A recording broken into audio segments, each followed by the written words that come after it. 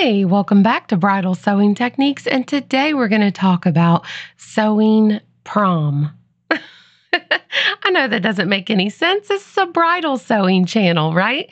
Well, there's a lot of overlap, and this time of year, I get a lot of questions in my inbox concerning the business of sewing for prom gowns. So there's overlaps in the sewing techniques. There's overlaps in the way that we run our business, some of the pitfalls that we face, and then there's some areas of it that are completely different. So I just want to take this moment in peak bridal season to offer you one of my podcast style videos where I can give you some insight and information into sewing prom, hopefully solve some of your problems or alleviate some problems. And this is something that you can just play in the background while you sew, which is what we all need this time of year, right? So once bridal season slows down a little bit, the end of this month, hopefully I will be bringing back the second in my series of designing your own bridal gown line, okay?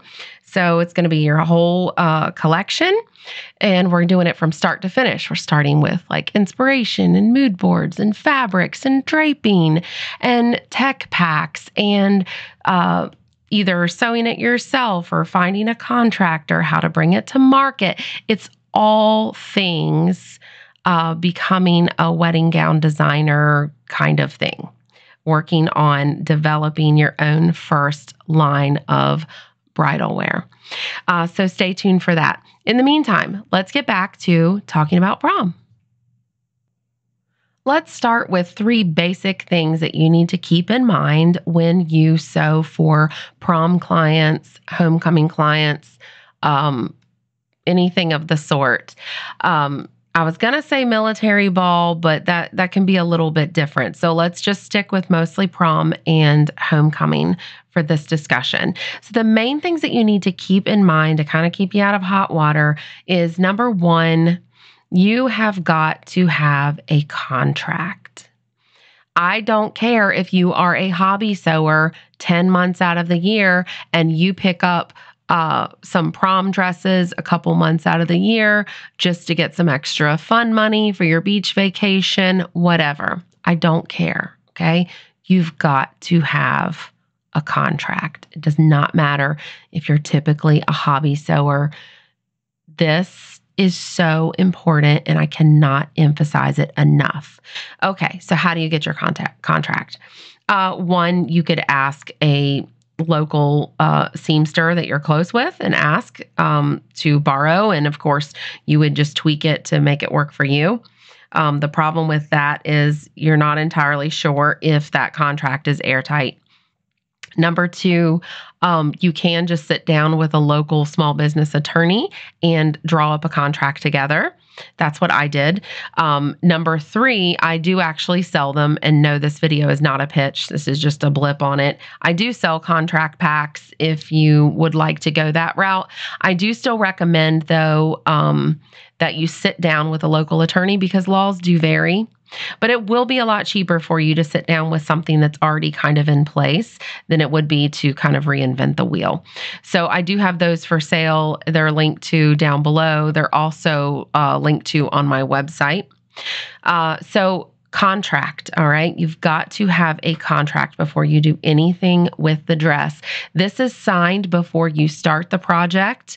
It includes a range, a price range. It includes the scope of the project as far as what's expected of you, as far as sewing-wise, timeline, okay? And then it's going to be sewn again. Sewn. Oh dear, here we go. It is bridal season after all. It's going to be signed again before they leave with the dress. No one gets to leave with a dress without signing the contract that they are happy with it, and that's going to protect you. The second thing that you need to keep in mind, and this is the second most common thing that I see that causes people to really get in some hot water, and that is you need to understand that this is where prom and bridal vary greatly, okay? Bridal, the bride as far as the policy with my bridal salon, my bridal alterations salon, the bride owns the dress. You are answerable to the bride. It doesn't matter who is paying the bill, where the bride is getting the money. None of that matters. The bride owns the dress. The dress is property of the bride. The bride is the one who signs, I'm sewing again, guys, who signs the contract, okay? This is not a contract with mom. This is not a contract with Aunt Susie who's writing the check to pay for the alterations. That's not what this is. This is a contract between the sewist, you, and the bride, a legal adult, okay? This is how prom varies. Your prom client is most likely not a legal adult, most likely not over 18. And so a lot of sewists will make the mistake of making the transaction purely between this prom goer and the sewist and not including mom in the conversation. Mom is not included in the contract. She's not made aware of the terms and conditions. And it can get a little tricky too when you've got a split situation with mom and dad. I would definitely make sure I was covered with both bases if that was the case. If you cannot get both bases covered, I would certainly rather have mom probably sign the contract. That's what I most commonly run into, is needing the mom to do it. But what I see very commonly is in my inbox, in fact, this is a specific response to this situation, but I see it every prom season. The high schooler comes in with the dress. You work everything out with her. You do the sewing according to what she is requesting, and you get paid. Maybe she comes in with mom's debit card or cash or whatever. You get paid. She goes home, and then mom calls you freaking out, okay, because her little baby girl is standing there in a dress that is showing way too much, or she did not approve, that you put the slit in it, or whatever the case may be, or she has issues with the quality of the work. Maybe the prom goer was like, oh, that's fine. You can save money there. Just tuck it right there. Or I want this reversible or whatever. And mom does not agree. And so now you have a very angry person who legally paid for the alterations and they legally own that dress. You have nothing signed by that person saying that they were satisfied or were even in any type of agreement with you. And they have, I'm sorry to tell you, they have every right to be very upset.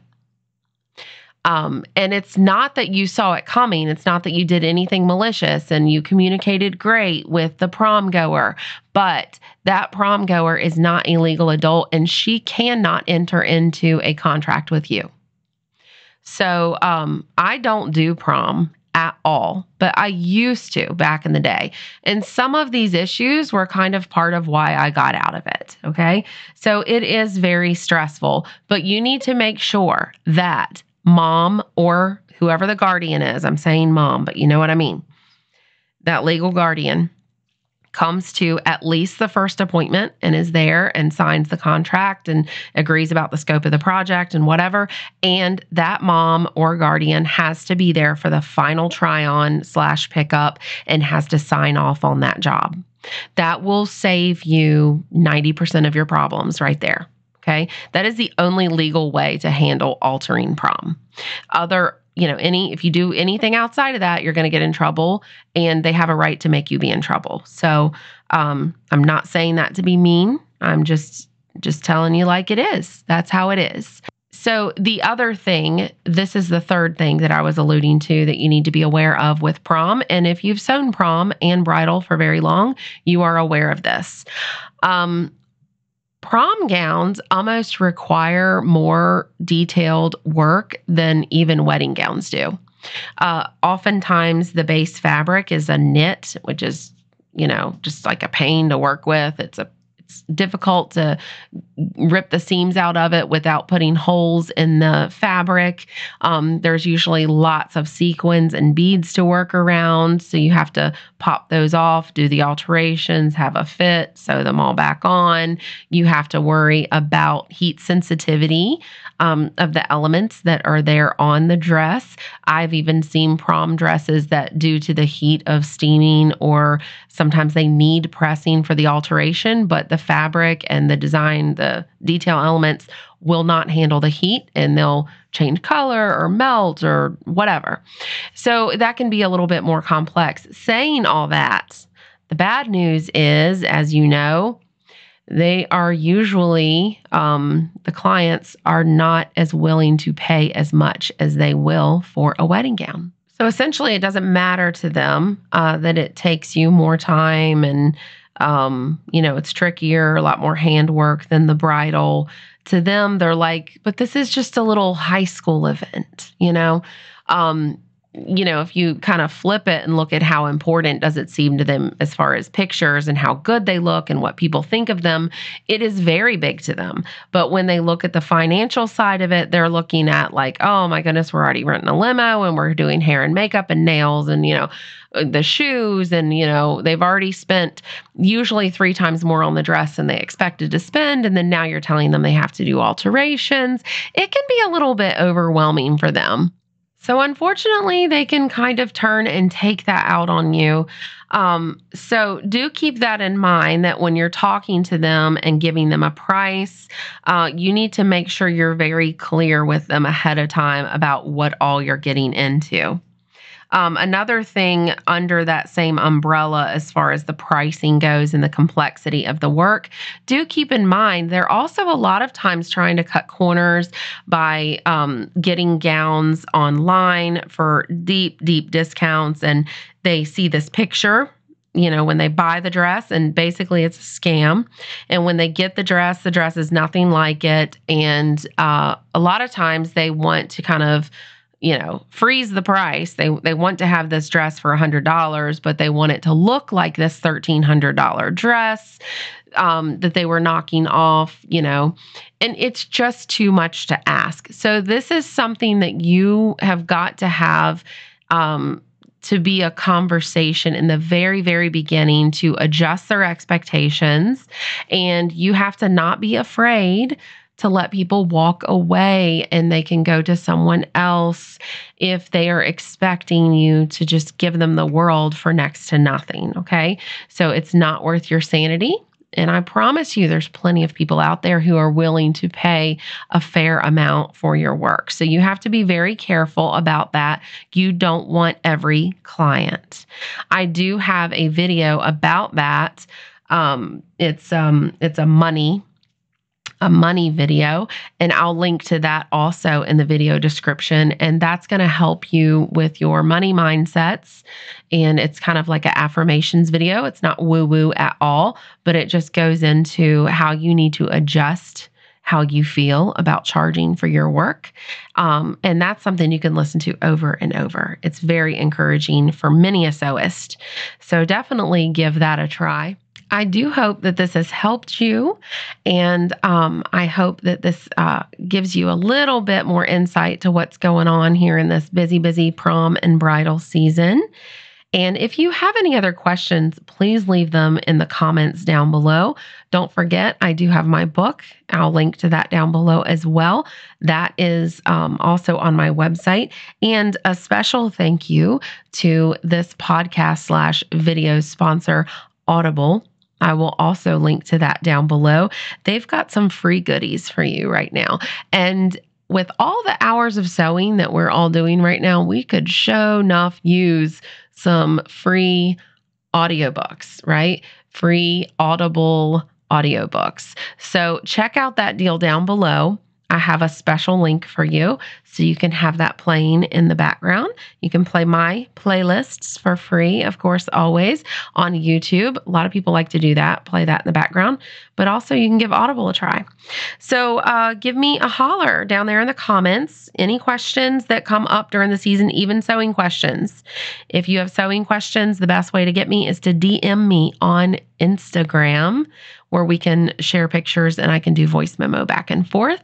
If it gets into anything super deep, I can also do some real consultation with you. Some consultation times get you pricing for that, which is super fair and affordable. So just let me know what you need, okay? I'm here for you. Have a happy prom and bridal season, guys. Take care.